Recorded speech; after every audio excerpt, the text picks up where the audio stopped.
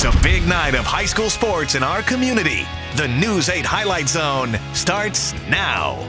Good evening. Another season of high school football is here. Good evening. I'm Greg Wavernick. And I'm Charlie Clifford. Logan hosting round one of this year's lacrosse versus Eau Claire series that always opens up the regular season. Defending MVC champs Logan hosting Eau Claire Memorial. Rangers 27-21 winners last season. It's Trey Davis's team now.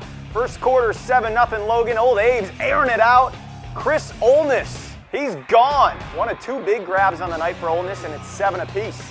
Second quarter, Manny Buchanan, he was the workhorse tonight for Logan. 10-yard touchdown, 14-7 Rangers.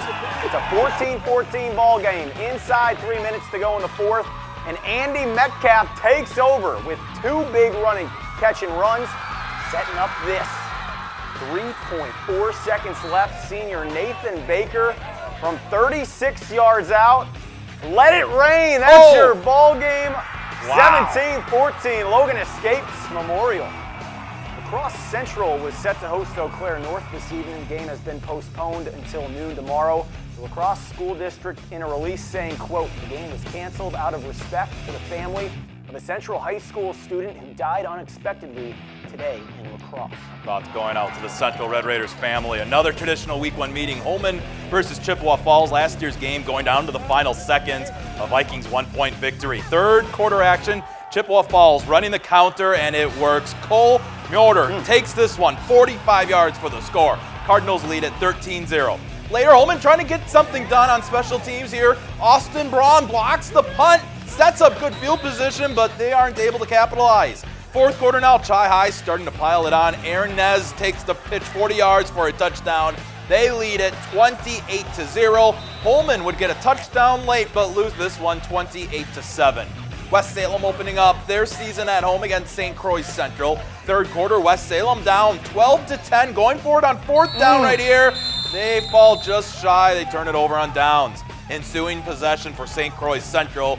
Cody Gostovich takes the handoff and punches it in. They extend the lead 19-10. Fourth quarter, St. Croix Central pushed back deep, but they make it work anyway. Kyle Larson off 81 yards for the score. St. Croix Central beats West Salem 33-10. Alaska starts off their season hosting Nakusa. First quarter action. Down the rock. Nakusa, Tarek Tuttle tearing through the pass through the goal line for the score. 7-0 Papermakers to the second. Alaska strikes back. Jalen Zubich inside the one. That's good. 2-point conversion makes it 8-7. Alaska 1-0. They're two-score winners tonight. One MVC versus Cooley crossover this evening. Black River Falls travels down to Sparta. Hey, there they are. Oh, there we go. First quarter action. It's fourth down. You missed the front end of that, but Black River Falls' Jack Rue hitting Robert Nortman at 6-0 Tigers. Late second quarter, Sparta's Jarrett Sullivan trying to connect to get the Spartans into the end zone, but Rue, big interception for BRF. Black River Falls adds a couple scores in the second half, and the Tigers win it 21-0. Toma opens up on the road at Mauston, late first, leading 6-0. JK finds Kyle Crowner. Crowner off the play action, makes it. An athletic catch, shakes the defender, takes it the rest of the way to the end zone. That's a touchdown. 2-point conversion fails. Timberwolves up 12-0. We move to the second. Hayes showing off his mobility here. He finds Kroner again in the end zone. Did he get his feet down?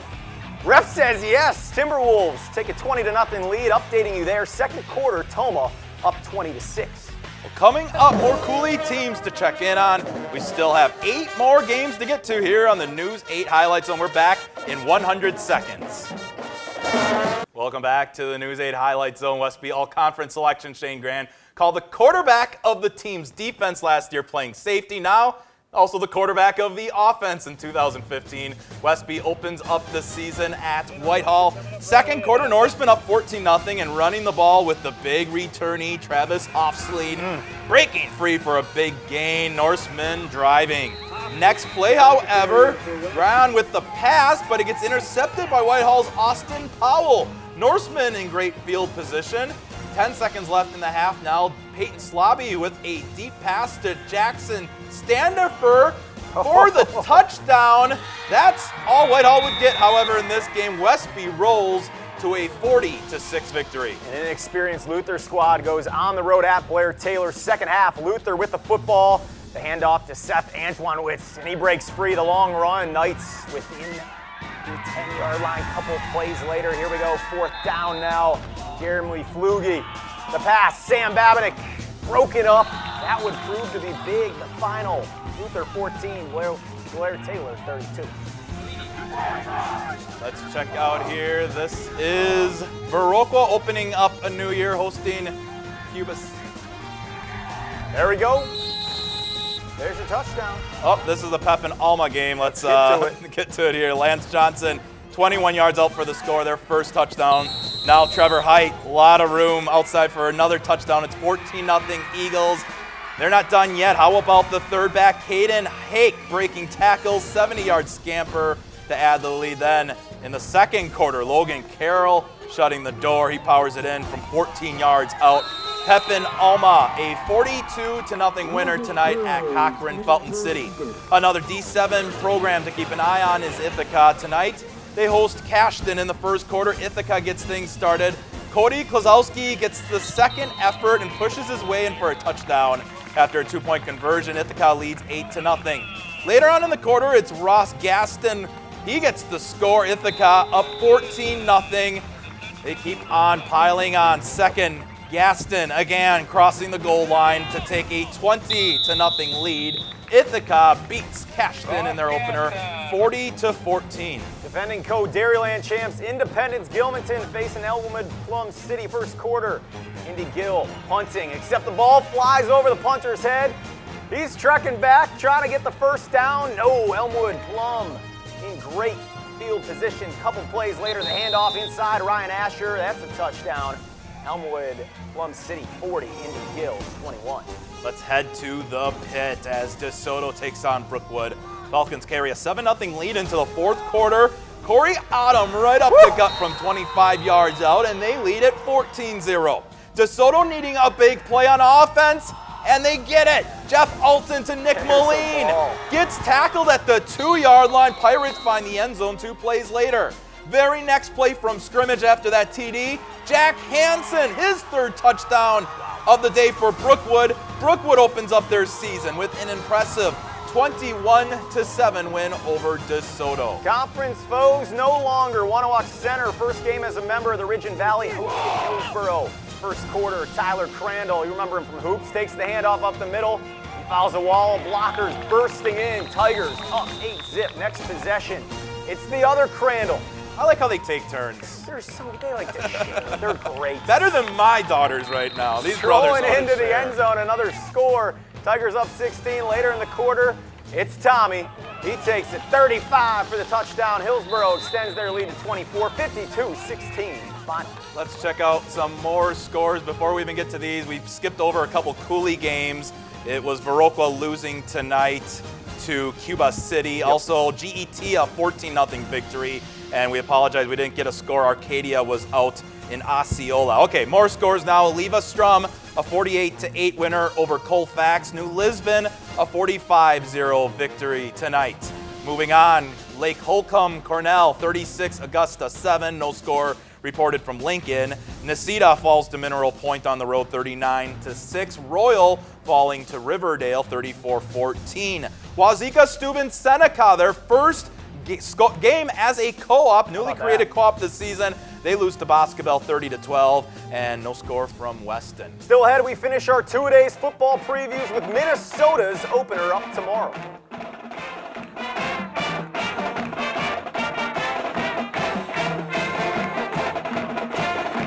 Welcome back to the News 8 Highlight Zone. The Minnesota football opener is tomorrow. La Crescent and Caledonia renew their rivalry. The Lancers and second-year starting quarterback Josh DeBoer returned from a 2-7 mark in 2014. DeBoer and head coach Brad Groff face a tough schedule on paper, but there is belief within the program that a turnaround is in store for them this fall.